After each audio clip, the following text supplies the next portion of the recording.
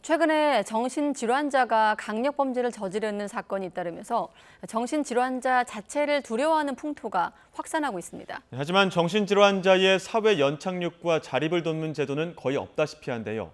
이런 상황에서 정신질환자를 배척하면 오히려 이들을 고립시키고 위험한 상황에 빠지도록 한다는 지적이 나옵니다. 강민경 기자의 보도입니다. 분당 서현역 흉기난동 피의자인 최원종은 3년 전 조현성 인격 장애를 진단받았습니다. 제 집 주변에 조직 스토킹 스토커들이 많이 있다고 생각했거든요.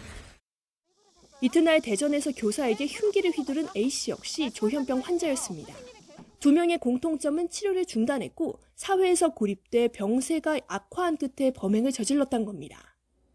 환자의 치료와 사회 복귀를 도울 제도적 뒷받침은 부족한데 정신질환자 범죄가 잇따르며 대중의 두려움만 커지는 현실을 상징적으로 보여줍니다.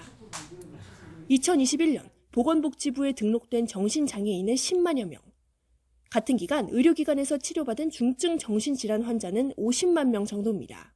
정부가 나서 지속적으로 관리해야 할 정신질환자가 더 있을 것으로 추정되는 이유입니다.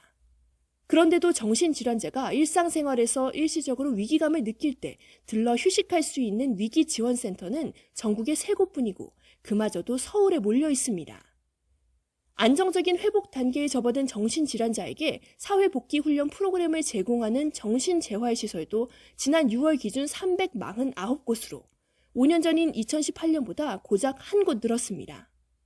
또 절반 이상은 수도권에 있는 데다 전국 기초지자체의 46%에는 시설 자체가 아예 없습니다. 정신질환자가 퇴원하고 나면 사실상 치료 절벽에 홀로 내몰려 재발하기 쉬운 환경에 던져지는 셈입니다. 설상가상으로 정치권은 학교 근처에는 정신재활시설 설치를 막자는 법안을 발의한 뒤 홍보하고 있습니다. 그러나 전문가들은 이렇게 정신질환자를 꺼리고 피하는 풍토가 오히려 치료 거부를 종용해 더 위험한 상황을 낳는다고 지적합니다. 일상생활을 살아가는데 좀 지원을 해주는 이런 도움체계가 있어야 되는데 그런 도움체계가 전혀 없다 보니까 집에만 있게 되고 집에 있다 보니까 가족들하고 문제가 생기고 그러니까 이분들이 이제 집 밖에 나가게 되고 그러니까 이분들이 지역에서 정신증으로 이제 돌아다니시는 거죠. 병원에서 치료받고 전문시설에서 관리하는 정신질환자들은 전혀 위험하지 않다는 게 전문가들의 공통된 의견입니다.